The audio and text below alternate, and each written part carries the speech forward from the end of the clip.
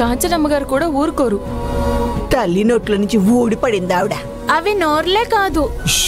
అలా అనకూడదమ్మా. చెల్లిని కొట్టిన దానికి అప్పుడే తిరిగి తిట్టేయాలన్నంత కోపం వచ్చింది. అలాంటి పని మాత్రం ఎప్పుడు చేయకు. వచ్చారు, చూశారు, సంతోషం. నేను మీకు కనపడకుండా పోయి నెల రోజులేమైనా అయ్యిందా? నిన్ననే కదా ఇంటికొచ్చాను. ఆ కాదంబరమ్మ కన్నా నీ కోపమే ఎక్కువ ఉన్నట్టుందేంటి? మనము 2 రోజులుండి వెళ్ళిపోతాం. అక్క ఇక్కడ జీవితాంతం సంసారం చేయాల్సిందే కదా అమ్మమ్మ. అందుకు కంగారు పడుతుందనుకుంటా. 2 రోజులు మీరు ఉంటారా?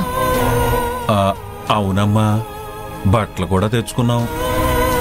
నాన్న, మీరేం చేస్తున్నారో మీకు అర్థమవుతుందా? మిమ్మల్ని వాళ్ళు గౌరవంగా చూస్తారు అంటే ఎన్ని రోజులున్నా నేనేమీ అనను. మీ మాట వినపడినా వాళ్ళకి సహించడం లేదు. అలాంటిది మీరు మళ్ళీ కనపడితే ఊరుకుంటారా?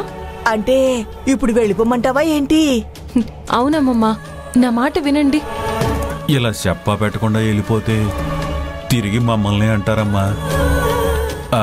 ఒక మాట చెప్పేసి వెళ్తాం. వద్దు నాన్న, మళ్ళీ వాళ్ళకి కనపడతావా? మేమేమైనా దొంగతనం చేశామా, తప్పు చేశామా? భద్రయ్య, ఇక్కడ ఉండకపోయినా పర్లేదు. మనం చేయాల్సింది చేసి వెళ్ళిపోదాం. పద దా.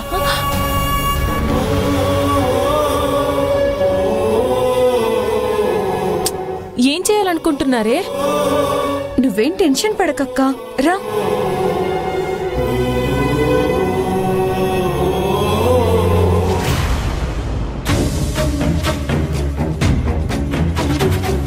ఏంటి భద్రయ్య, బయటికి లోపలికి తెగ తిరిగేస్తున్నారు?